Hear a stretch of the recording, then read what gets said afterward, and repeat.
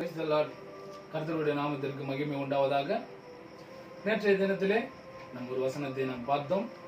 என்னிடத்தில் வருகிறவர்களை நான் புறம்பே தள்ளுவதில்லை.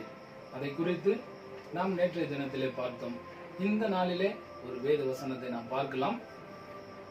1 சாமுவேல் 1வது அதிகாரம் 5வது வசனத்திலே நாம் வாசிக்கிறோம். அன்னாளை சிநேகித்தபடினால் அவளுக்கு இரட்டிப்பான பங்கு கொடுப்பான். கர்த்தரோ அவள் கர்ப்பத்தை அடைத்திருந்தார். Praise the Lord. Hallelujah. பாருங்க, இந்த சம்பவம் இதில் அநேக பேருக்கு தெரிந்ததுதான். இதை நம்ம பார்க்குற எல்லாருக்குமே இந்த சம்பவம் தெரியும். அன்னாளுடைய வாழ்க்கை எப்படி இருந்தது என்று. அன்னாள் குழந்தை இல்லாம இருந்தால் அதை குறித்து நம்ம நிறைய பேர் நம்ம சபையில நம்ம செய்தியை கேட்டிருப்போம். நம்மளே நிறைய இடத்துல நம்ம செய்தியை கொடுத்திருப்போம். இந்த நாளிலுமாய் இந்த செய்தியிலிருந்து ஒரு காரியத்தை நாம் பார்க்கிறோம். நேற்றைய தினத்துல இதுதான் நம்ம பார்த்தோம். என்னிடத்தில் வருகிறவர்களை நான் புறம்பே தள்ளுவதில்லை. அதன் தொடர்ச்சியா இந்த வசனத்தை நாம் பார்க்கிறோம். அன்னாளுடைய கர்ப்பத்தை கர்த்தர் அடைத்திருந்தார். கர்த்தரே அடைத்திருந்தார் அன்னாளுடைய கர்ப்பத்தை. ஆனா பாருங்க, அன்னாள் தேவனுடைய சமூகத்தில் வந்த உடனே அவர் என்ன பண்றார் அன்னாளுடைய வாழ்க்கையில, அதை குறித்து தான் நம்ம இந்த நாளிலே நாம் பார்க்க போகிறோம். கர்த்தரே அன்னாளுடைய கர்ப்பத்தை என்ன பண்ணியிருந்தாரு? அடைத்து வைத்திருந்தார். அன்னாளுடைய வாழ்க்கையில தடைப்பட்டு இருந்தது. ஒரு குழந்தை இல்லாம இருந்தாங்க. இதுல நிறைய பேருக்கு தெரியும், குழந்தை இல்லைன்னா அவங்க நிலைமை எப்படி இருக்கும். ஒரு ஃபங்க்ஷனுக்கு போனா எல்லாருமே கேட்பாங்க, அப்புறம் என்ன விசேஷம், அப்புறம் எதுவும் இல்லையா அப்படின்னு கேட்பாங்க. நிறைய சில ஃபங்க்ஷனுக்கெல்லாம் நம்மளால குடும்பத்தோட போக முடியாது. திருமணம் ஆயிட்டு இருக்கிறவங்க, குழந்தை இல்லாம இருக்கிறவங்க இந்த மாதிரி ஒரு குடும்பத்தோட போக முடியாது அவங்களால. ஏன்னா குழந்தை இல்லைன்னு தெரிஞ்சா அங்க இருக்கிற சொந்த பந்தம் ஒரு மாதிரி பேசுவாங்க, கேவலமா பேசுவாங்க, நம்மளை கேலி பண்ணி கிண்டல் பண்ணி பேசுவாங்க.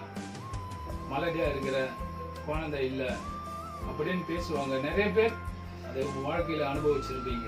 இதை பார்த்து கொண்டிருக்கிற ஒருவேளை உங்களுடைய வாழ்க்கையிலும் குழந்தை பாக்கியம் இல்லாத இருந்தா, இன்னைக்கு அந்த அடைக்கப்பட்ட கர்ப்பத்தை கர்த்தர் உங்களுக்காக அவர் இன்னைக்கு திறப்பார். அல்லேலூயா. அதை குறித்து தான் பார்க்கிறோம். அன்னாள் என்ன பண்ணாங்க? கர்த்தர் அன்னாளுடைய கர்ப்பத்தை அவர் அடைத்து வைத்தார். அந்த அடைக்கப்பட்ட கர்ப்பத்தை மீண்டுமாய் கர்த்தரை திறந்தார். அதுக்கு அன்னாள் என்ன செஞ்சாங்க, அதை குறித்து தான் நம்ம பார்க்க போறோம். பாருங்க, அந்த அதுல இருக்கிற அப்படியே நம்ம அந்த வசனத்தெல்லாம் நம்ம அப்படியே பார்த்துட்டு வரோம். 9வது வசனத்தெல்லாம் கூட நம்ம பார்க்கும்போது அன்னாள் என்ன பண்றாங்க?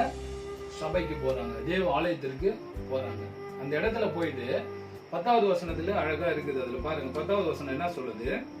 அவள் போய் மனம் கசந்து மிகவும் அழுது கர்த்தரை நோக்கி விண்ணப்பம் பண்ணி. Praise the Lord. Hallelujah. பாருங்க, அன்னாள் தேவ ஆலயத்திற்கு சென்று. இப்ப நம்ம இருக்கிறவங்க ஒருவேளை குழந்தை பாக்கியம் இல்லாதவங்க என்ன பண்ணுவாங்க? ஹாஸ்பிட்டலுக்கு போவாங்க. ஹாஸ்பிட்டலுக்கு போயிட்டு மருத்துவமனைக்கு போயிட்டு இதுக்காக வைத்தியம் பார்ப்பாங்க, ட்ரீட்மெண்ட் எடுத்து இதற்கு எவ்வளவு காசு பணத்தை செலவு செய்யறாங்க. இதுல இருக்கிற நிறைய நம்ம தேவனுடைய பிள்ளைகளே நிறைய பேர் இதை தான் நம்ம செய்யறோம். ஆனா என்னைக்காச்சும் ஒரு நாள் கணவனும் மனைவியுமா உட்காந்து உபவாசம் இருந்து 2 பேரும் கையை பிடிச்சு என்னைக்காச்சும் ஒரு நாள் இதுக்காக நம்ம ஜெபம் பண்ணிருப்போமா? குறைவுதான், ரொம்ப ரொம்ப ரொம்ப குறைவு இந்த மாதிரி செய்யறவங்க. எனக்கா பாருங்க, அண்ணால என்ன பண்றாரு பாருங்க, அவங்க யாரையுமே பார்க்கல. இன்னைக்கு எனக்கு கர்த்தர் ஒரு கர்ப்பத்தின் கனியை தரணும், அதுக்காக நான் அவர் சமூகத்துல நான் போவேன், விடவே மாட்டேன். நான் அவரை போயிட்டு கர்த்தர் தான் அடைச்சாரு கர்ப்பத்தை. ஆனாலும் பாருங்க, அவங்க அண்ணால் தேவனுடைய சமூகத்திற்கு போறாங்க. அதுதான் வசனம் நம்ம நேத்தே பார்த்தோம். என்னிடத்தில் வருகிறவர்களை நான் புறம்பே தள்ளுவதில்லை. ஒருவேளை தேவன் கூட பாருங்க, அண்ணாளுடைய அந்த அடைக்கப்பட்ட அந்த கர்ப்பத்தை தேவன் ஒருவேளை நினைச்சு, இல்லம்மா ஏற்கனவே உன் கர்ப்பத்தை நான் அடைச்சு வச்சுட்டேன், உனக்கு ஆசீர்வாதம் இல்ல, நீ போயிடு வராத அப்படின்னு சொல்லி இருக்கலாம். ஒருவேளை அவர் அவங்க பண்ண அந்த ஜபத்தை கூட கேட்காம இருந்திருக்கலாம். அடைக்கப்பட்டது என்னாலதான், நான் தான் அடைச்சு வச்சேன், நான் எப்படி அதை திறப்பேன், அந்த கர்ப்பத்துக்கு ஒரு கண்ணி எப்படி உனக்கு கிடைக்கும்னு சொல்லி ஒருவேளை தேவன் நினைச்சிருக்கலாம். அவர் அதெல்லாம் நினைக்கல. அண்ணாளுடைய நிலைமையை அவர் பார்க்கிறார் தேவன். இத்தனை வருஷமா குழந்தை இல்ல, இவ்வளவு நாளா குழந்தை இல்ல, தேவனுடைய சமூகத்தில் விடாத, அவரு விடவே இல்லை. தேவனுடைய சமூகத்தில வந்து ஆலயத்துல வந்து உட்கார்ந்து என்ன பண்றாங்க பாருங்க. அண்ணால் வந்து அந்த இடத்துல மனம் கசந்து மிகவும் அழுது கர்த்தரை நோக்கி விண்ணப்பம் பண்ணினாங்க. அல்லேலூயா. பாருங்க, நம்மளுடைய வாழ்க்கையில அதுதான். வெறும் கர்ப்பத்திற்காக மட்டுமல்ல, எந்த ஒரு குடும்பத்தில் இருக்கிற பிரச்சனையா இருக்கட்டும், எதுவா இருக்கட்டும், எப்பேற்பட்ட சூழ்நிலை குடும்பத்தில் இருந்தாலும் சரி, நாம் தேவனுடைய சமூகத்தில அமருகிற ஒரு மகனாய் மகளாய் நாம் இருக்க வேண்டும். அதைதான் கர்த்தர் எதிர்பார்க்கிறார். நிறைய சில நேரம் நமக்கு ஒரு ஆசீர்வாதம் இல்லாம இருக்கலாம். கேட்டா, என்ன பிரதர் எப்படி இருக்கிறீங்க? எங்க இன்னும் அதே வேலை எல்லாத்தான் சுத்தின்னு இருக்கிறான், இன்னும் அப்படியே தான் இருக்கிறான் நம்ம சொல்லுவோம். ஆனா அதை தேவன் எதிர்பார்க்கல. நீ நல்லா இருக்கணும், ஆசீர்வாதமா இருக்கணும், உன் வாழ்நாள் நீடித்து இருக்கணும், நீ சுகமா இருக்கணும், உன் குடும்பம், உங்களுடைய குடும்பம், உங்களுடைய வாழ்க்கை நிலைமை ஆசீர்வாதமா இருக்குதுதான் தேவனுடைய விருப்பம். ஆனா இன்னைக்கு நிறைய பேருடைய வாழ்க்கையில அது அவங்க பேசுறதே இல்லை. அந்த ஒரு ஆசீர்வாதத்தை பத்தி அவங்க பேசுறதே இல்லை. வேலை இல்லையா, அவ்வளவுதான். இதுக்கப்புறம் எங்க எனக்கு வேலை எல்லாம் கிடைக்க போகுது, அவ்வளவுதான். இதுக்கப்புறம் எங்க எனக்கு குழந்தை எல்லாம் பிறக்க போகுது, அவ்வளவுதான். அவங்களுடைய வார்த்தை இப்படிதான் இருக்கிறது நிறைய பேருடைய வாழ்க்கையில. அதை இன்னைக்கு மாத்துங்க. ஏன்னா ஒருவேளை அண்ணால் நினைச்சிருந்தா, கர்த்தர் என் கர்ப்பத்தை அடைச்சாரு, நான் தேவாலயத்துல போயிட்டு உட்கார்ந்து அழுந்து ஜெபம் பண்றதுனால ஒருவேளை எங்க மறுபடியும் குழந்தை பாக்கியம் எனக்கு கிடைக்குமா? அதெல்லாம் நடக்காது. தெரிஞ்ச விஷயத்துக்காக நம்ம ஏன் போயிட்டு தேவனுடைய சமூகத்துல உட்காந்து நம்ம அழுவணும்? நம்ம வேலை என்னவோ பார்த்துன்னு இருக்கிற வீட்டு வேலையை பார்த்துட்டோ இல்ல டிவி பார்த்துனோ வீட்டு அக்கம் பக்கம் இருக்கிறவங்க கிட்ட பேசினா நம்ம நாளை அப்படியே கழிச்சிடலாம். ஒருவேளை அவங்க நினைக்கல, அது அவங்க நினைச்சதெல்லாம் ஒண்ணுதான். என் கர்ப்பத்தை கர்த்தர் அடைச்சு வச்சிருந்தாலும் பரவாயில்ல, நான் அவரை விடாத, நான் அவரை உறுதியாய் பற்றி கொண்டு அவருடைய சமூகத்திலே நான் காத்திருப்பேன். தேவாலயத்திற்கு ஓடி வராங்க, தேவனுடைய சமூகத்தை தேடி வராங்க. இன்னைக்கு எத்தனை பேர் தேவனுடைய சமூகத்தை நாம் தேடி வரும்? அப்படியே கொஞ்சம் சற்று யோசித்து பாருங்க. நம்ம வாழ்க்கை நிலைமை எவ்வளவு நேரம் இருக்குது, நமக்கு எவ்வளவு நேரம் இருக்குது. ஆனா தேவனுடைய சமூகத்துல கொஞ்ச நேரம் நம்ம உட்கார்ந்து ஜெபிக்கிறதுக்கு, வேதம் வாசிக்கிறதுக்கு நம்ம நேரம் கொடுக்கிறது இல்லை. இன்னைக்கு தேவன் நம்மை குறித்து, உங்களை குறித்து தான் சொல்லிக் கொண்டு இருக்கிறார். அண்ணாளுடைய வாழ்க்கையை பாருங்க. அடைக்கப்பட்ட அந்த நிலைமையும் தெரிஞ்சு தேவனுடைய சமூகத்தில் வந்து அமருகிறார்கள். ஒருவேளை உங்க வாழ்க்கையில் ஆசீர்வாதம் இல்ல, குடும்பத்தில் ஒரு செழிப்பு இல்ல, குடும்பம் இன்னும் வறுமையில தான் போயின்னு இருக்கு, இன்னும் பலவிதமான சூழ்நிலையில எங்க குடும்பம் போதுன்னு நீங்க நினைக்கிறீங்களா? இன்னைக்கு தேவனுடைய சமூகத்துல வாங்க. அடைக்கப்பட்ட எல்லாமே கர்த்தர் உங்களுக்காய், உனக்காய் அவர் மீண்டுமாய் திறப்பார். ஒருவேளை அவரே அடைச்சு வச்சிருக்கலாம் அந்த ஆசீர்வாதத்தை, அந்த நன்மையை, அந்த கர்ப்பத்தின் கனியை அடைச்சு வச்சிருக்கலாம். காரணம் உண்டு, எல்லாத்திற்குமே ஒரு காரணம் உண்டு. பாருங்க, அன்னைக்கு பாருங்க, அண்ணாளுடைய கர்ப்பத்தை தேவன் அடைக்காம இருந்திருந்தா இன்னைக்கு அவங்க தேவனுடைய சமூகத்துல வந்து உட்கார்ந்து அழுந்து மனம் கசந்து அழுந்து ஜெபித்திருக்க மாட்டு இருப்பாங்க, ஜெபிக்காம போயிருப்பாங்க. அவங்க அடைச்சு வச்சதுனால தேவனை தேடி வந்தாங்க. ஒருவேளை தேவன் உங்க வாழ்க்கையில சில காரியத்தை அனுமதித்தார்னா அதுக்கு ஒரு நோக்கம் உண்டு. சங்கீதத்துல அதுதான் ஒரு வசனம் சொல்லுது, நான் உபத்திரவப்பட்டது எனக்கு நல்லது, அதனால் உமது பிரமாணங்களை கற்றுக்கொண்டேன். நான் உபத்திரவப்பட்டது எனக்கு நல்லது. அந்த இடத்துல ஒரு வசனம் சொல்லுது, நான் உபத்திரவப்படுவதற்கு முன் வழி தப்பி நடந்தேன். எனக்கு கஷ்டம் வந்தது நல்லதுதான், அந்த கஷ்டம் வந்ததுனால தான் நான் தேவனை கண்டு கொண்டேன். வசனத்தில் பாருங்க, அண்ணாவுடைய வாழ்க்கையில இந்த ஒரு காரியத்தை கர்த்தர் அனுமதித்தனாலதான் அவங்க தேவனை தேடி வந்தாங்க. இன்னைக்கு அநேக பேருடைய வாழ்க்கையில அந்த கஷ்டம் பிரச்சனை இருக்கிறது, ஆனா அதுல இருந்து அவங்க வெளியே வர முடியாம இன்னும் அப்படியே தவித்து கொண்டு இருக்கிறார்கள். இன்னைக்கு தேவன் இடத்துல மீண்டுமாய் நீங்க வாங்க. அதுதான் அவர் சொல்றாரு பாருங்க. நம்ம நேத்தே நம்ம வாசித்தோம், யோவான்ல நம்ம வாசித்தோம், என்னிடத்தில் வருகிறவர்களை நான் என்ன பண்ண மாட்டேன், புறம்பே தள்ள மாட்டேன். அதுதான் சொன்னார் பாருங்க. அண்ணால் இன்னைக்கு தேவனுடைய சமூகத்தை தேடி ஓடி வந்தாங்க. அண்ணாலை தேவன் புறக்கணிக்கல. அவங்க மனம் கசந்து அழுந்து தேவனுடைய சமூகத்திலே அவங்க இருந்தாங்க. அதுதான் இன்னொரு இடத்துல நம்ம வாசிக்கிறோம். 15வது வசனத்துல என்ன இருக்குன்னா, நான் கர்த்தருடைய சந்நிதியில் என் இருதயத்தை ஊற்றினேன். அல்லேலூயா.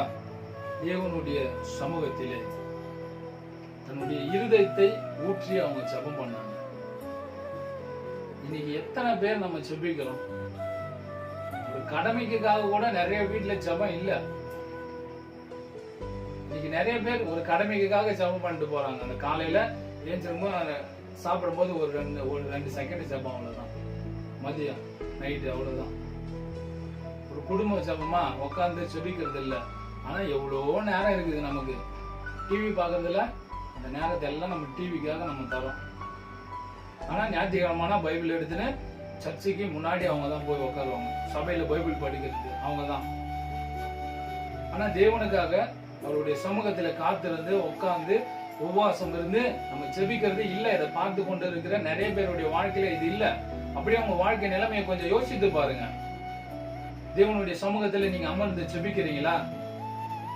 அவருடைய சமூகத்தை தேடுறீங்களா? அதுதான் வசனம் நம்ம சங்கீதத்துல வாசிக்கலாம். அதிகாலையில் என்னை தேடுகிறவன் என்னை கண்டு அடைகிறான். காலையிலே உமக்கு நேராய் ஆயத்தமாகி காத்திருப்பேன். நீங்க எத்தனை பேர் நம்ம காலையில எழுந்த உடனே தேவனுடைய சமூகத்துல நம்ம அமருகிறோம்? அதுக்கெல்லாம் நேரம் இல்லை நமக்கு. பாருங்க, அண்ணாளுடைய வாழ்க்கையில கர்த்தர் அதை தான் தந்தார். அடைக்கப்பட்ட இந்த கர்ப்பத்தை கர்த்தர் மீண்டுமாய் திறந்தார். இன்னைக்கு உங்களுடைய வாழ்க்கையில அடைக்கப்பட்ட எல்லா விதமான ஆசீர்வாதத்தையும் நீங்க தேவனிடத்துல நீங்க வந்தா, அவருடைய சமூகத்துல வந்தா, அவரிடத்துல அந்த ஜெபத்தின் மூலமா அவரிடத்துல நீங்க வந்தா, அடைக்கப்பட்ட அனைத்தையும் கர்த்தர் உங்களுக்காய் இன்னைக்கு மீண்டுமாய் திறப்பார். அல்லேலூயா. பாருங்க, அதுதான் அவங்க ஜெபம் பண்ணாங்க, அழுந்து ஜெபம் பண்ணாங்க. கர்த்தர் உடனே அதை கேட்டு அண்ணாளுக்கு பதில் தந்தார். பாருங்க, நம்ம அப்படியே இன்னொரு வசனத்திலே நாம் பார்க்கிறோம். அண்ணாள் உடனே என்ன பண்ணாங்க? கர்ப்பமாகி ஒரு குமாரனை பெற்றார்கள். அல்லேலூயா. 20வது வசனத்திலே நாம் வாசிக்கிறோம். சில நாள் சென்ற பின்பு அண்ணாள் கர்ப்பவதியாகி ஒரு குமாரனை பெற்று. அல்லேலூயா. பாருங்க, அடைக்கப்பட்ட அந்த கர்ப்பத்தை கர்த்தர் அண்ணாளுக்காக மீண்டுமாய் திறந்தார். அவர்தான் அடைச்சு வச்சாரு, அவரே கர்த்தர் திறந்தார். பாருங்க, அது போல ஒருவேளை உங்க வாழ்க்கையில அடைக்கப்பட்ட எல்லா விதமான ஆசீர்வாதமும், அடைக்கப்பட்ட வேலைக்காக அடைக்கப்பட்ட கதவுகள் இன்னைக்கு உங்களுக்காக தேவன் இன்னைக்கு அதை திறக்கிறார். அல்லேலூயா. அதுக்கு நம்ம செய்ய வேண்டியது ஒண்ணுதான், நம்ம ஒரு இடத்துல வரணும். அதுதான் வசனம், என்னிடத்தில் வருகிறவர்களை நான் புறம்பே தள்ளுவதில்லை. நம்ம அவரிடத்துல வந்து அமர்ந்து செபித்து அவருடைய சமூகத்திலே நாம் காத்திருக்கும் போது அடைக்கப்பட்ட அனைத்தையும் நமக்காய் தேவன் இன்னைக்கு திறப்பார். அல்லேலூயா. நிச்சயமாய் பாருங்க, அண்ணாளுக்கு செய்தவர் நமக்கும் செய்வார். அன்னைக்கு இருந்தவர் தான் இன்னைக்கும் இருக்கிறார். அண்ணாளுக்கு அற்புதம் செய்தவர் இன்னைக்கு நமக்கும் செய்வார், உங்களுக்கும் செய்வார். நிச்சயமாய் இந்த வேத வசனம் உங்க வாழ்க்கையில ஒரு மாற்றத்தை உண்டு பண்ணும். தொடர்ந்து இந்த செய்தியை கேளுங்க. நம்ம அப்படியே நம் கண்களை மூடி நாம் செபிக்கலாம். ஸ்தோத்திரம் தகப்பனே, நன்றியோடு நாங்கள் துதிக்கிறோம், ஸ்தோத்தரிக்கிறோம். அருமையான இந்த நல்ல நாளுக்காய் எமது சமூகத்தில் நாங்கள் வருகிறோம். இசப்பா ஸ்தோத்திரம். இந்த நாளிலுமாய் ஆண்டவரே, இந்த செய்தியை பார்த்து கொண்டிருக்கிற ஒவ்வொருவருக்காக நாங்கள் செபிக்கிறோம். ஆண்டவரே ஸ்தோத்திரம் தகப்பனே, என்னிடத்தில் வருகிறவர்களை நான் புறம்பே தள்ளுவதில்லை என்று சொன்னது போல ஆண்டவரே, இந்த செய்தியை பார்த்து கொண்டிருக்கிற இவர்கள் உம்மிடத்திலே வந்திருக்கிறார்கள் மீண்டுமாய். ஆண்டவரே, அடைக்கப்பட்ட எல்லா ஆசீர்வாதமும் இவர்களுக்காய் இன்னைக்கு நீங்க மறுபடியும் திறக்கிற கிருபைக்காய் உமக்கு நன்றி செலுத்துகிறோம். அடைக்கப்பட்ட ஆண்டவரே ஸ்தோத்திரம். ஆண்டவரே, அந்த வேலை இல்லாத அந்த அடைக்கப்பட்ட அந்த கதவுகள் இன்னைக்கு திறங்க. அடைக்கப்பட்ட கர்ப்பத்தை திறங்க ஆண்டவரே. அடைக்கப்பட்ட எல்லா விதமான ஆசீர்வாதத்தையும் நீர் இவர்களுக்கு திரும்ப நீர் இரட்டத்தனையாய் தருகிற கிருபைக்காய் உமக்கு நன்றி செலுத்துகிறோம் தகப்பனே. நீரே நடத்துங்க. இயேசுவின் நாமத்தில் பிதாவே, ஆமென். Praise the Lord. நிச்சயமா தேவன் உங்க வாழ்க்கையில ஒரு மாற்றத்தை உண்டு பண்ணுவார். அண்ணாளுக்கு அடைக்கப்பட்ட கர்ப்பத்தை அண்ணாள் தேவனுடைய சமூகத்திலே வந்ததினாலே அடைக்கப்பட்ட கர்ப்பம் தேவன் மீண்டுமாய் திறந்தார். அதுபோல அடைக்கப்பட்ட அனைத்து ஆசீர்வாதமும் கர்த்தர் இன்னைக்கு உங்களுக்காய் மீண்டுமாய் அவர் திறந்து உங்களுக்காய் அந்த ஆசீர்வாதத்தை அவர் தருகிறார். தொடர்ந்து இந்த செய்தியை கேளுங்க. கர்த்தர் உங்களை ஆசீர்வதிப்பார். ஆமென்.